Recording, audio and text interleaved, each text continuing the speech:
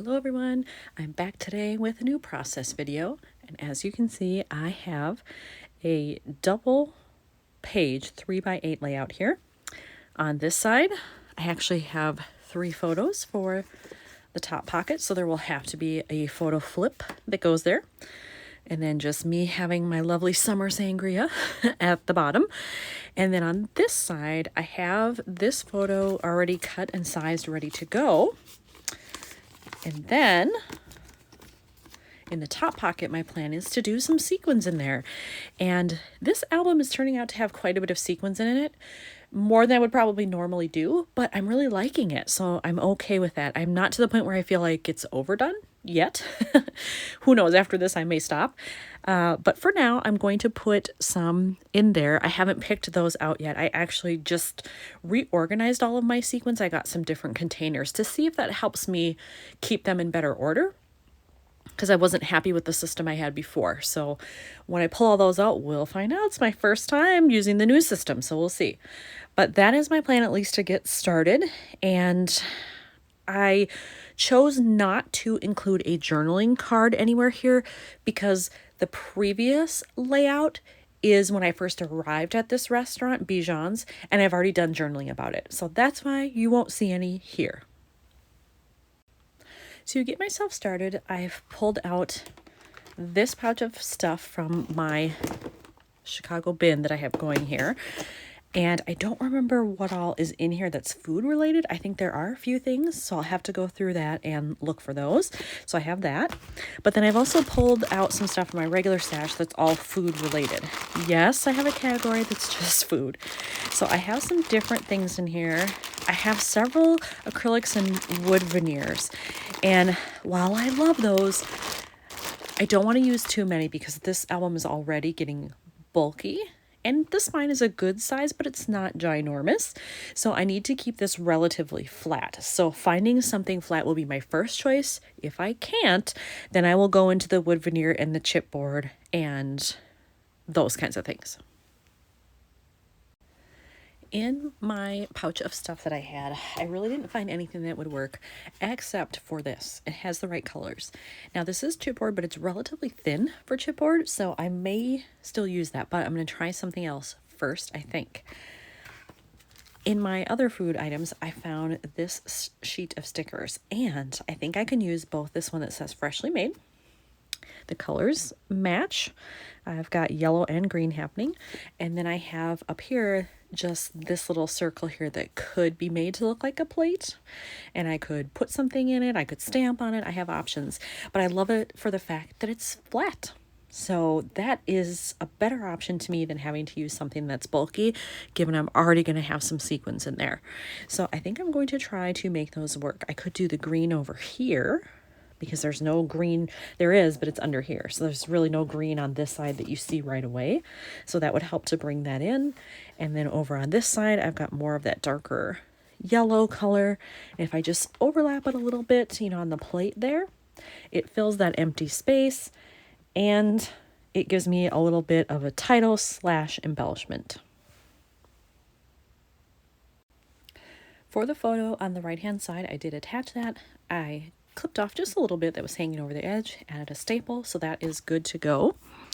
And then I went into my stash of stars here, and I had one that was just the right yellow already, and so I just attached it into the middle of the sticker, and now I can peel it off and add it on to this empty corner here of the menu.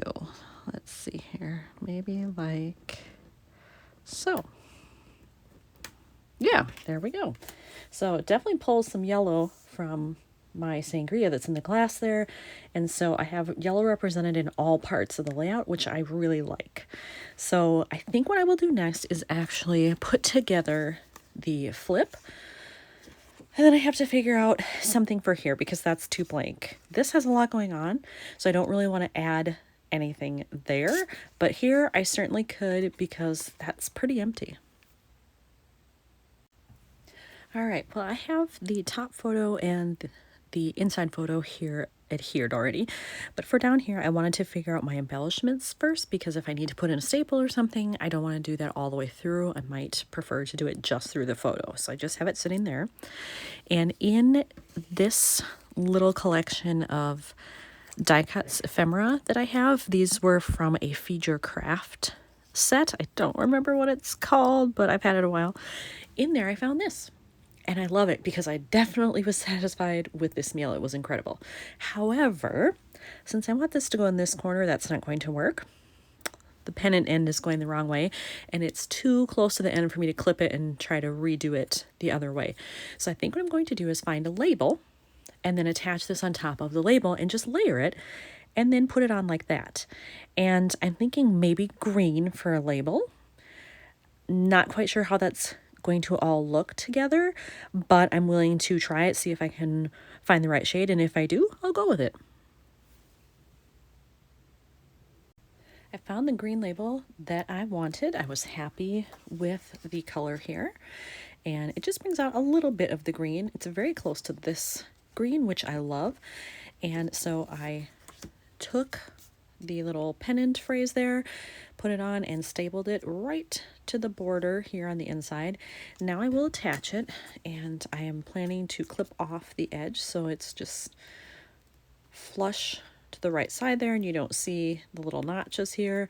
And then that's probably all I'll need to do over here. If I layer anything, I might do another little star just to match the star that I did on the front.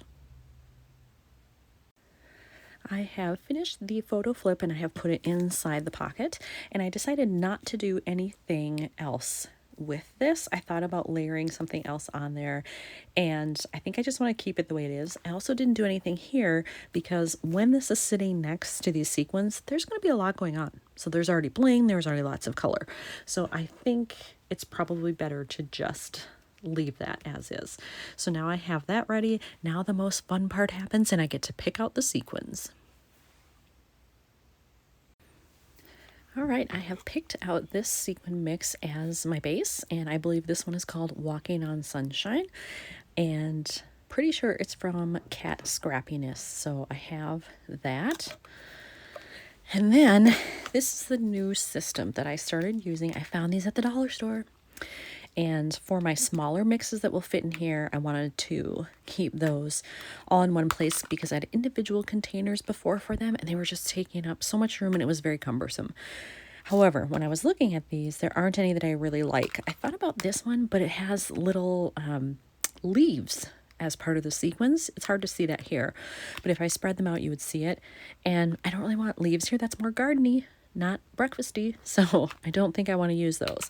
So I think I will have to use this as the base and then just throw in some plain red sequins and green, but maybe 2 shades of green, just to keep it interesting. We'll see.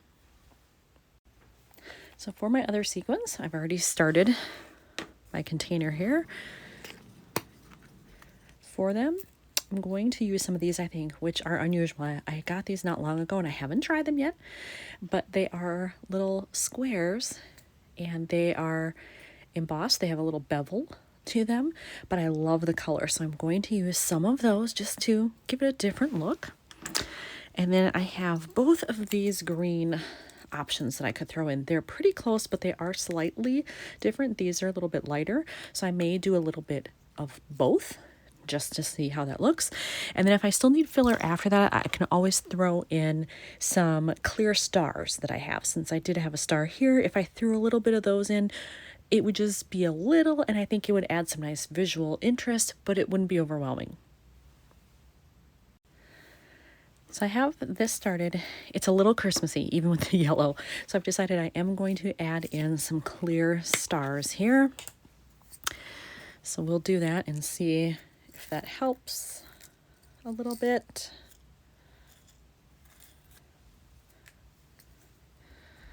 Maybe go a little bit more.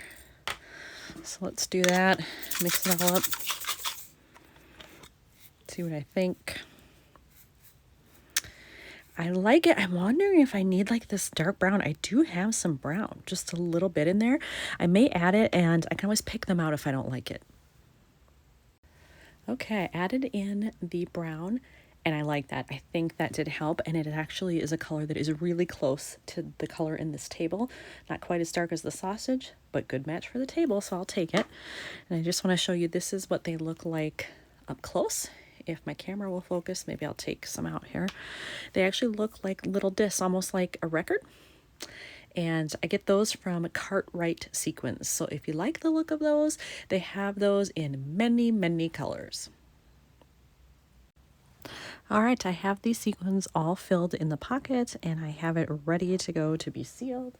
My fuse tool's been heating up this whole time, so I have it ready to go. And I'm just going to make sure that I have this lined up where I want it, and then it's just rolling this across with even pressure. As a tip, if you do use cardboard like I am underneath, choose a thicker piece. If it's too thin, the tool does not like to roll as well, I've noticed. It sometimes will skip parts and you'll have to go back because the teeth can't really grab the surface. So definitely use a sturdy piece of cardstock. And then always check to make sure you've gotten a good seal. I have. And there it is in the pocket. Now, I will say too, because I do pocket pages, anything I do on this side has to match the other side. So this is the photo I have that I plan to use on the other side. And you can see there's some green, red, and yellow in there. There really isn't any brown except a tiny bit right there, but it'll still match fine. So I did have to think of that a little bit beforehand to make sure that it would all go together. So here you can see the layouts side by side here after they're all finished with the flip included. And right now I'm not doing many tabs either at the bottom or at their side to indicate that things need to be lifted, but I may go back and do that at some point. I'm just not sure. I don't want to add too much in here. So for now I'm going to leave it, but when I do the flip through, you may see that I've added that in later. But for now, here's another one done for Chicago. Thanks for watching.